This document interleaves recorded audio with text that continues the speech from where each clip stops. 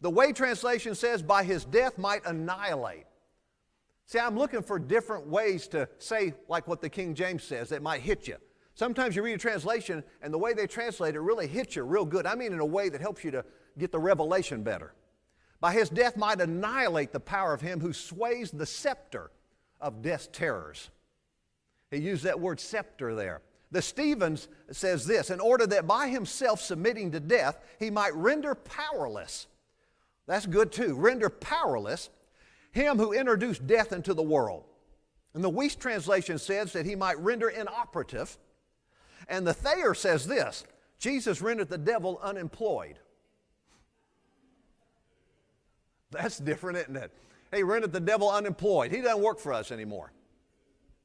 And then I summed it all up, and I said it this way. I said, Jesus rendered Satan's power over believers idle, useless, destroyed, brought to naught, ineffective, void, powerless, inoperative, annihilated, and unemployed.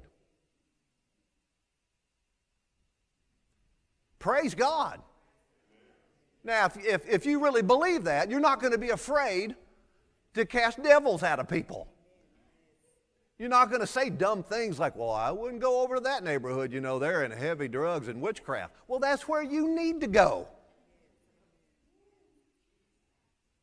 My brother and I, back when we were going to Bible school at Christ for the Nations, we spent 3 years in the red light district of Dallas witnessing and ministering to prostitutes and pimps and drug addicts. I mean, I had a guy pull a .22 pistol on me.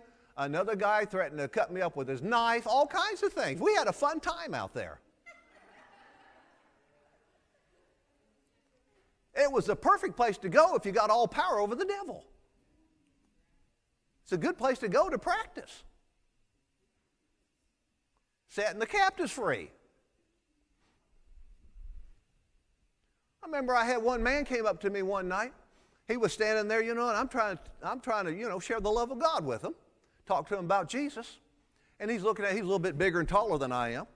He looked at me, you know, kind of mean. He said, what if I pull my knife out and threaten to cut you up in little pieces? What are you going to do? I looked him right in the eyes. I said, I'm not going to do anything. I'm just going to stand here and watch what happens to you. And I just kept staring at him like that. He starts looking around.